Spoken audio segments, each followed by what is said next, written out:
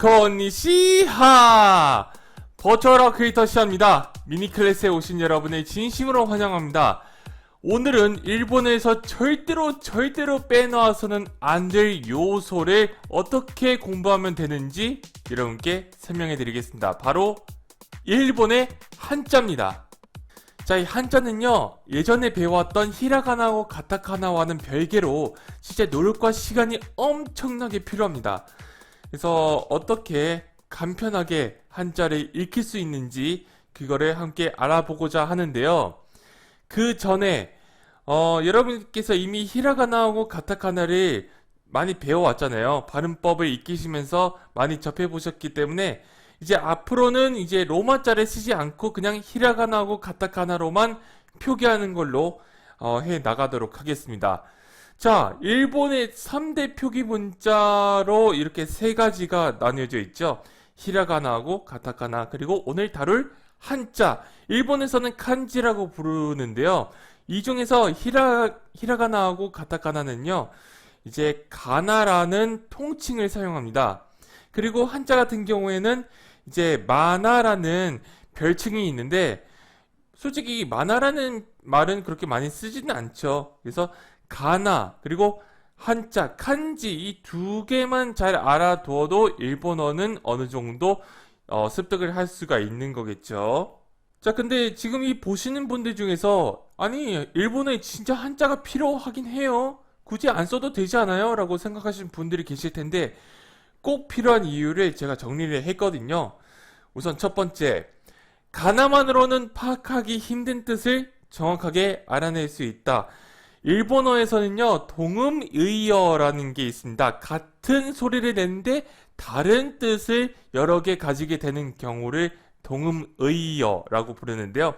예를 들어서 이 생꼬라는 하나의 소리가 있다고 칩시다. 그러면은 여기에 따르는 뜻이 선행, 전공, 선호, 섬광 이렇게 여러 뜻이 포함이 되어 있단 말이죠. 이거를 구별하기 위해서 필요한 것이 바로 한자라는 이야기입니다. 만약에 글자 없이 그냥 생꼬라는 말만 귀에 들리면 어떻게 구분을 해야 될까요?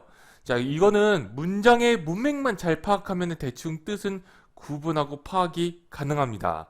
그리고 문장의 길이가 절약이 됩니다. 자, 예를 들어서 이제 히라가나로 이제 강을 뜻하는 카와라고 썼을 때하고 한자로 이제 내천자를 써서 카와라고 표현을 했을 때하고 어디가 훨씬 더 효율적일까요?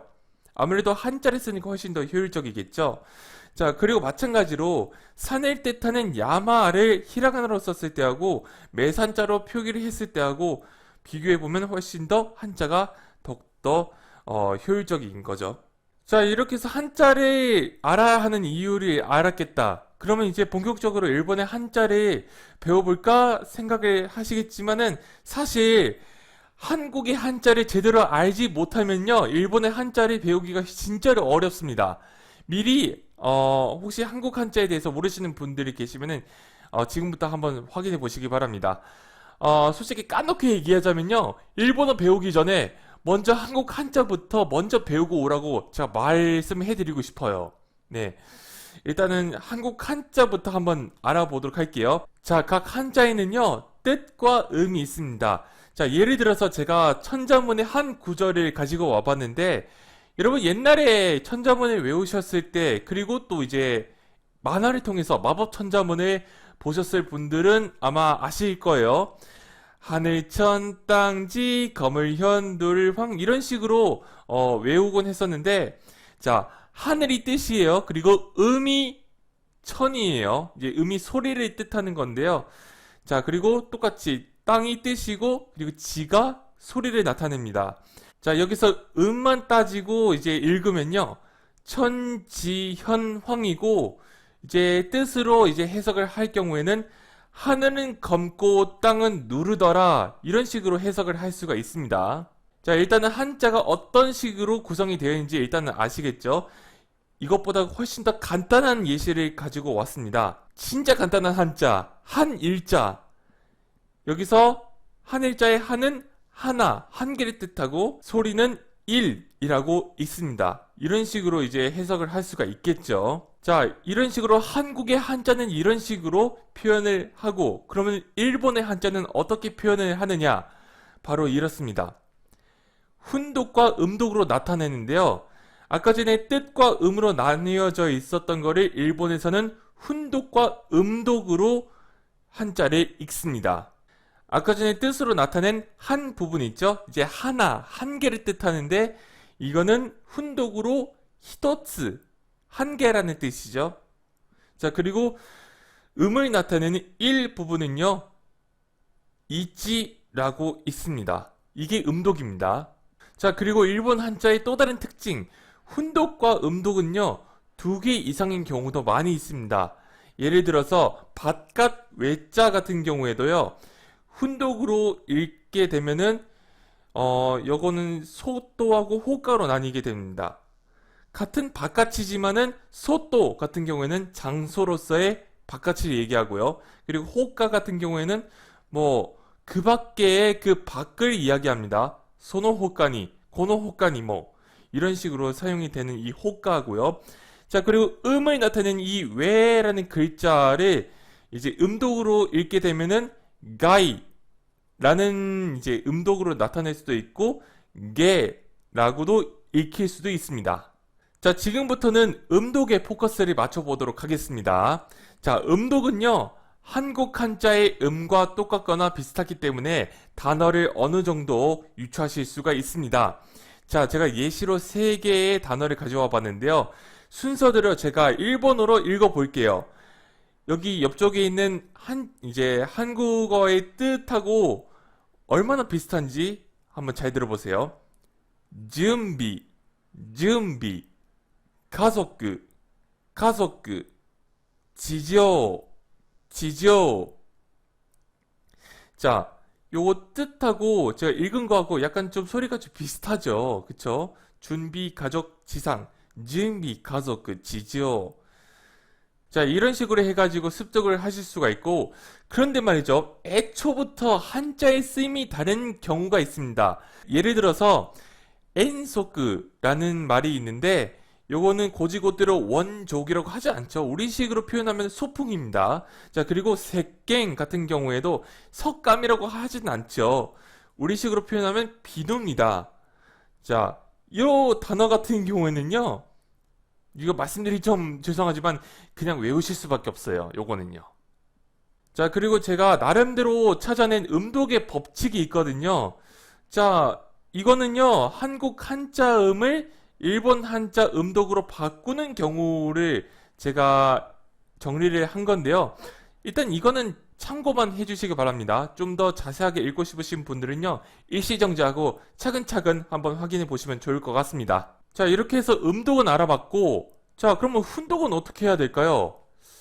안타깝지만은 이거는 일일이 외울 수밖에 없습니다. 예.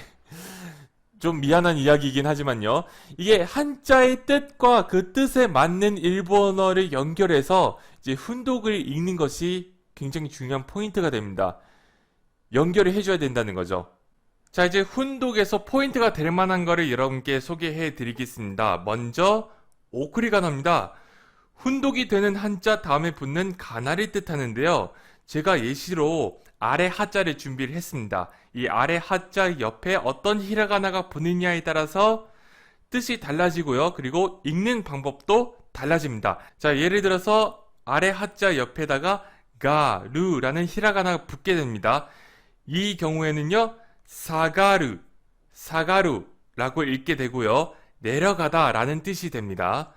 자, 그리고 아래 하자 옆에 로스라는 히라가나가 붙게 됩니다. 그러면은 오로스, 오로스라고 읽게 되고요. 이거는 내리다 아니면 숙이다라는 의미가 됩니다. 자, 그리고 한자는요, 뜻이 생명입니다. 그래서 이 뜻을 빨리 파악을 하기 위해서 많이 사용되는 것이 바로 요거 부수입니다. 이 부수는요, 한자를 정리하기 위한 공통 요소라고 생각하시면 되는데요. 이 공통이 되는 뜻을 모아주는 역할을 하게 됩니다. 지금 보이시는 이거 자체가 다 부수예요. 자, 그러면 이 부스를 가지고 어떤 식으로 의미를 파악을 할 수 있는가? 자, 예시를 가져와 봤거든요. 만약에 한자에 사람 인자라든지 아니면 사람인 변이 들어가는 한자일 경우에는요, 이거는 사람과 관련된 한자구나 라고 유추를 하실 수가 있습니다. 자, 그리고 책받침이라는 이제 부수가 들어간다. 요거에는 이동과 행동에 대한 한자가 포함이 되어 있습니다. 그리고 쇠 금자가 들어가는 한자, 요거는 금속과 관련된 한자가 많이 들어가 있습니다. 이런 식으로 부수를 이용해서 한자의 뜻을 빨리 파악을 할 수가 있는 거죠. 자, 그리고 또 하나 중요한 게 있습니다. 자, 한자를 모르는 상태에서 한자를 쓰는 거는 그냥 한자를 그린다고 밖에 생각을 못 하잖아요. 최소한 이 필수는 알아야 이제 쓴다라고 할 수가 있거든요. 자, 이 필수는 기본적인 원칙을 참고해가지고 좀 많이 한자 쓰기 연습을 좀 많이 해 주시기 바랍니다.